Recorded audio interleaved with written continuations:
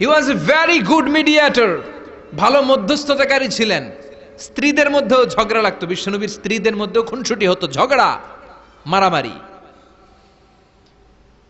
বিশ্বনবীর একমাত্র ভার্জিন কুমারী স্ত্রী ছিল আয়েশা রাদিয়াল্লাহু তাআলা আনহা।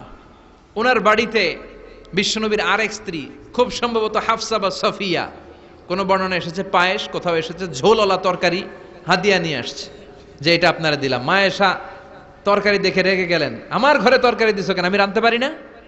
আমি নিজ হাতে রান্না করে বিশ্বনবীরে খাওয়াবো। রেগে মেগে তরকারির ঝোল নিয়ে সফিয়ার বা হাফসার গালের মধ্যে মেখে দিয়েছে।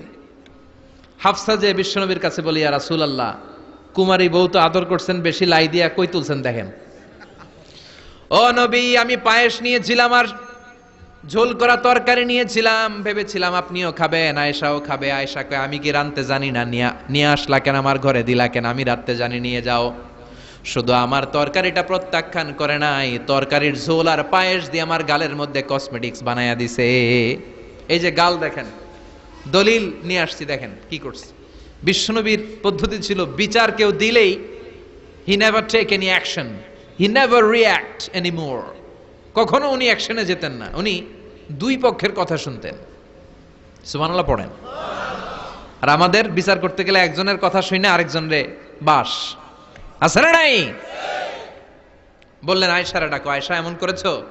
করেছি। কেন করেছো? বললে, ইয়া রাসূলুল্লাহ, মাথাটা গরম ছিল,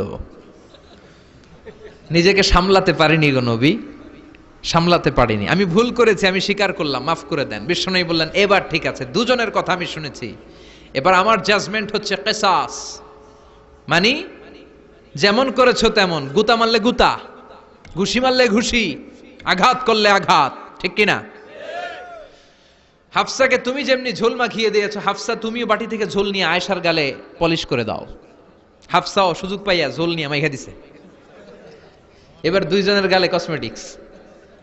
বিশ্বনবী মুচকি হাসলেন, আরশের উপর থেকে খুশি হয়ে গেল কে?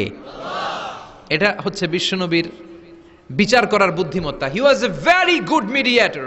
ঝগড়া লাগলেই, বুখারীতে একটা চ্যাপ্টার আছে, চ্যাপ্টারের নাম হচ্ছে ইযহাবু বিনা নুসলিহ বাইনাহুম। চ্যাপ্টারের নাম আমাকে নিয়ে চলো, আমি মিলাইয়া দিব। চ্যাপ্টারের নাম কি? আমাকে নিয়ে যাও, আমি মিলাইয়া দিয়ে আসবো। কত জায়গায় যে বিশ্বনবী যে মিলাইয়া দিয়ে আসতেন।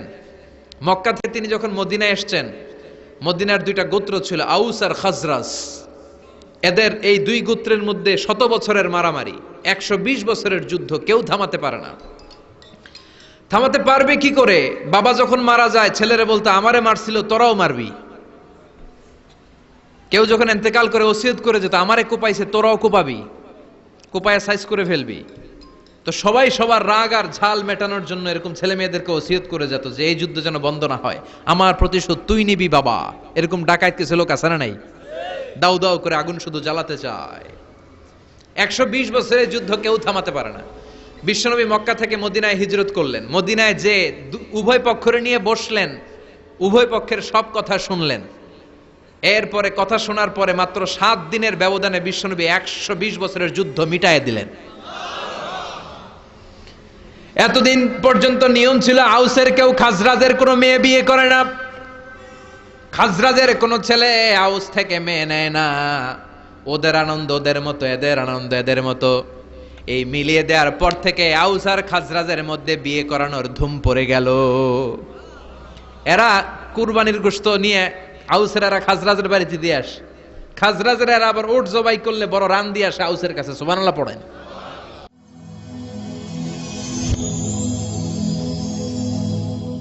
Rose TV 24. Enjoy by listening to the Holy Quran.